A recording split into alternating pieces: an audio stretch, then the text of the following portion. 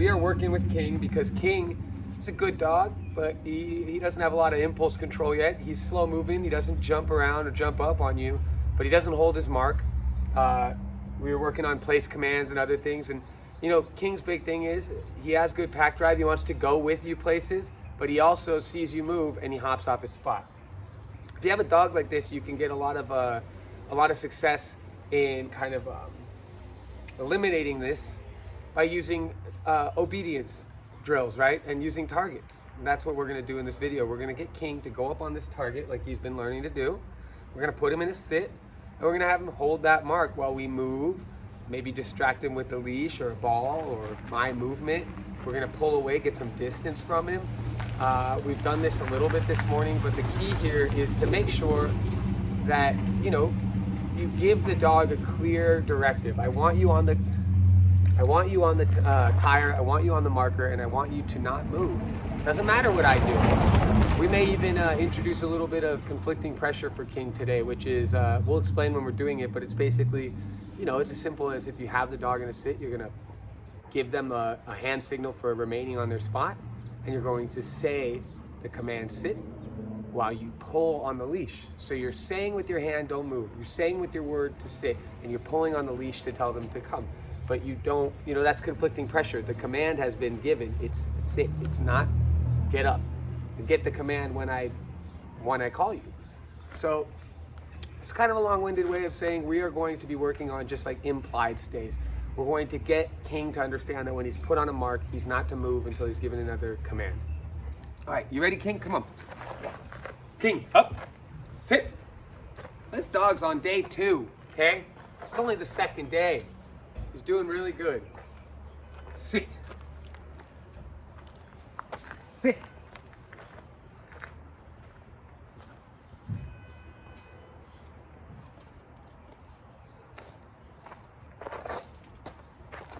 Now, this might not seem like much to many people, right? But the key thing here is that King is learning to not pop off of his mark. And when you first start this, the dog will move a lot more. And when you start doing this with a puppy, if it's younger, the dog will try to get off. Keep your cool, right? Keep your cool. Send a clear message of what you want the dog to do. No, no, sit. King, sit. Just like that, right? Here. Heel. That's good, King. Up. Sit. Yeah, good boy. Sit. Okay, now another thing King struggles with is barking and whining. He loves to bark at other dogs. Not so much human beings, but he barks at dogs and whines at humans.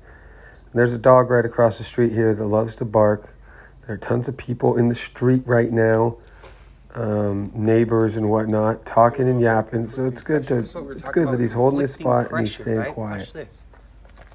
No, no, no, no, no. Get back up there. Up, sit. Sit. Spoke a little too soon. Let's try some conflicting pressure. That's gonna be right here, ready? See if we might need to move the angle for this actually. Ooh.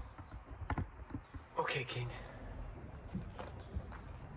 I start close. You wanna be close so you can correct if they make a mistake. King, sit, no, sit. King, sit. Sit. King, sit. Okay, here. Did real good there, and that's conflicting pressure. I'm telling you, man, this dog is real good for day 2. Hops up on the target like it's nothing.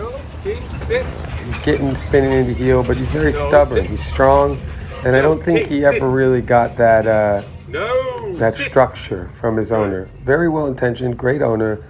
But you know, when you tell a dog sit, especially a dominant dog, it's got to mean sit.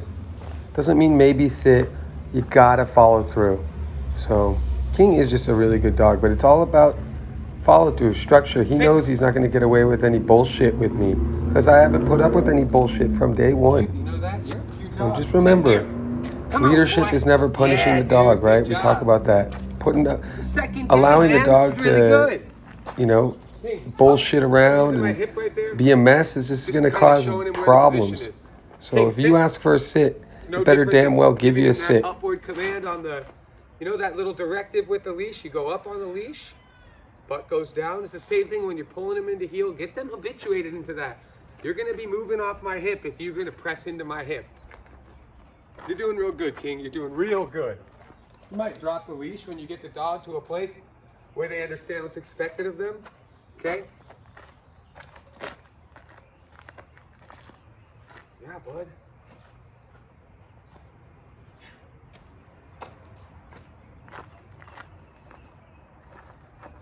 You might take something to distract the dog with. No, no, no. Get up there. Nope, up. Get up there. Sit. No, sit. Good. We'll try that again. See, we just threw an object and he went after it. That's good, but we don't want him going after it right now. He's still looking at it too. This is what we're talking about, right? Delay, keep him on there, or duration. I don't care which one you want to use. Distraction, right? Throwing the thing. We're working on getting him to ignore other stimuli. That's when people talk about the 3Ds, right? That's just a couple of them in action. He's doing pretty good. Let's see if he does it again. We'll do a smaller rock. King, sit. Good, sit. Try the one that got him to go last time. King, sit. No, sit. Very good, dude. That's very good. King, here. You're a good dog, buddy. You're a good dog. Very good. King, up. Sit. No. Sit. Good. That was just a quick version of what you... Man, my hair is ridiculous. That's just a quick version of like working on implied stays, working on that impulse control of the dog. No. Now right here is more of that sit needs to mean sit. Follow through. Up. Sit. No. Sit. Always follow through. You see how I get up and step into his space to make sure he knows. I'm not screwing around, dog. Put your ass on the ground. See, we're still on day 2. He's got a lot to learn. But he is doing well. Things are progressing. Definitely gonna have to work on his weight. He's a bit big, but we're getting that. We're getting all that stuff handled. He's progressing well on hold.